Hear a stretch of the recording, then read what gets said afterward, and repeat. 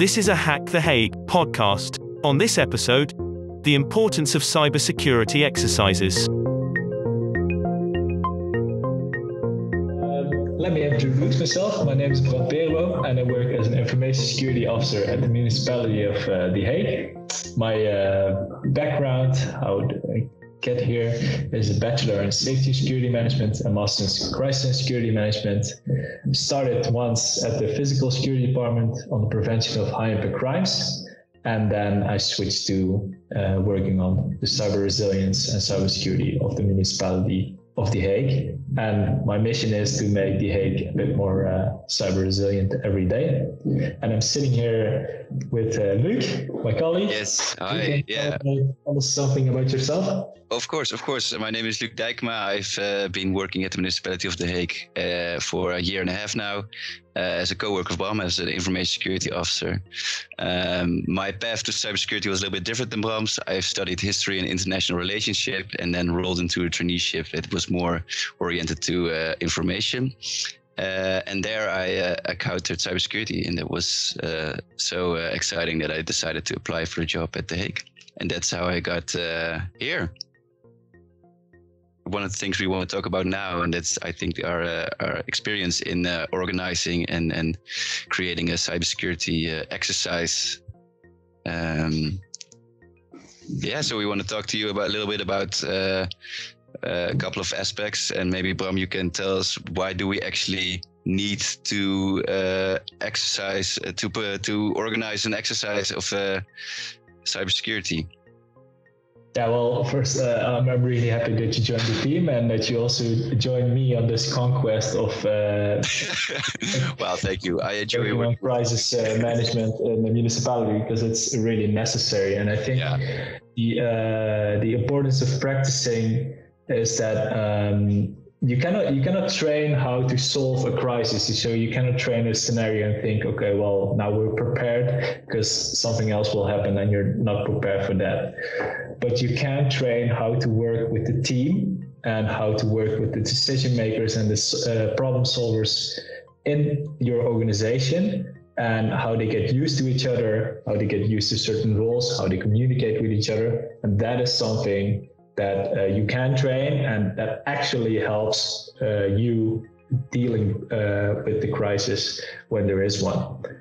So I think that is a very important thing. And maybe it's nice to mention an example of a very unique exercise that we did earlier this year. Luuk, the chief organizer of the Isidore exercise. Can you tell us something about that? Yeah, so what we did, me and Bram and a lot of people also within the organization, we joined the National Cyber Crisis Exercise Isidore, which was organized by the National Cybersecurity Center. And what they did over there is they made the biggest cybersecurity exercise ever organized within the Netherlands, in which different organizations joined a certain scenario. And I think the fun thing there was it was a free play scenario where everything, nothing was actually controlled except for a few lines, which made it really fun for us to see how we would react. And in the leading up to and during the crisis, we learned a lot of things about what makes a cyber crisis so special. The quickness of escalation, the role of the governance of the managers who also needed to make decisions, just like you earlier said, and our IT crowd who is like busy working on a lot of stuff, but also have to incorporate what their impact is of handling the crisis to the business that they provide. So that was one of the exercises I think was the most remarkable and special for us as the municipality. Yeah.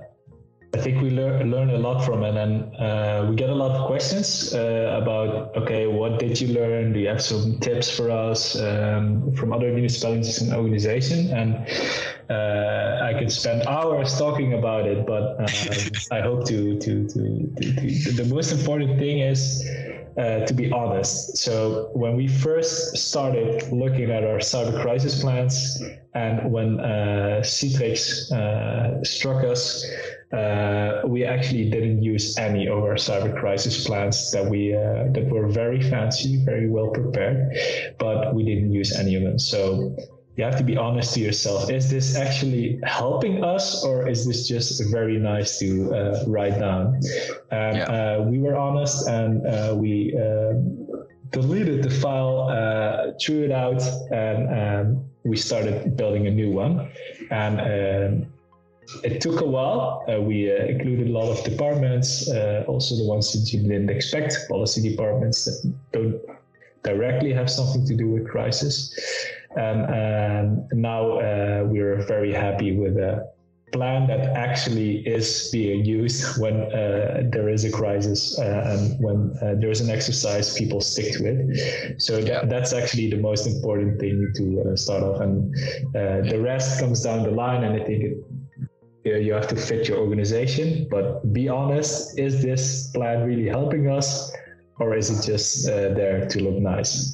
So that's one tip I would start with for organizations that want to start with this problem. Yeah, you said it. To quickly add to that, like if you want to exercise something, you got to also have a procedure that you want to exercise. So I think a lot of organizations would love this exercise because it's now fun and cool. But before you do have a structure, think about structure, make sure you have a plan. And you can do that by lots of ways before you exercise. I think that's also an important tip.